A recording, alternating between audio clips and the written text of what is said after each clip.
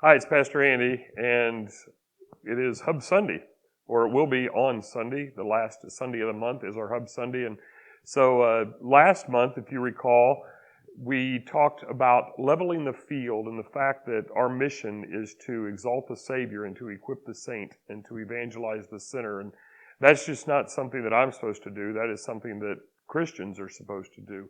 That we all who claim to follow Jesus are to do. And so the idea last month was to level the field, to create an environment where more people could be involved. And the reality is that there may be some that want to be involved and don't know how to fit, and perhaps a part of that is my fault. In fact, I would say that some of it would be my fault, and I may not know it. I may not know the person or the persons. In fact, I don't really, because no one's told me this. But if we're going to level the field, part of what we may need to do is level the leadership.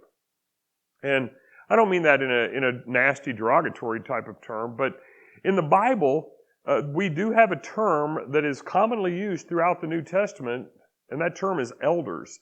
Now, what is interesting about elders is that word in most every use in the New Testament is plural, meaning for a church there were multiple elders. And you would say, well, we have multiple leaders in our church. Yes, but an elder was the shepherd, the pastor, if you will. And so I can't just say the pastor, I would have to say the pastors.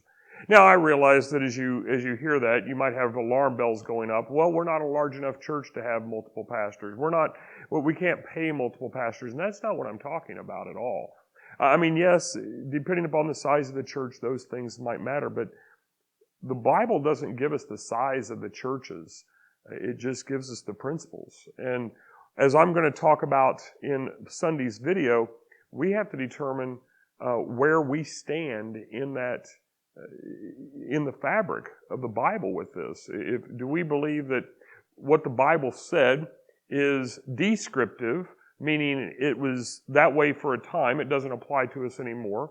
Or is it prescriptive, meaning, well, it used that model then, it should be used, if at all possible, in today's churches as well.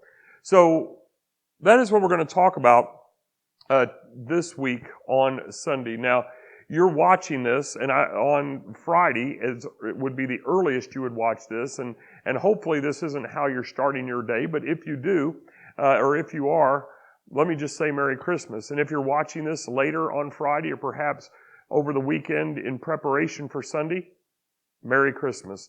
I hope that this particular year, this Christmas is as different as it is when so many are not going to be able to be with family. I hope you find a way to celebrate. I was talking to two of our members the other day, and I think they had some wise words to share for us. And they said, we're taking precautions this Christmas. We're not going to be around family this Christmas in order that maybe we can be around family for many Christmases to come. So it is a different year. It is a different Christmas, but we still celebrate. We still remember and celebrate the birth of a Savior, and that is what Christmas is, whether we can gather or not. So, on this Friday, Christmas Day, in preparation for Sunday, which is what this video normally is, let me wish you a very Merry Christmas.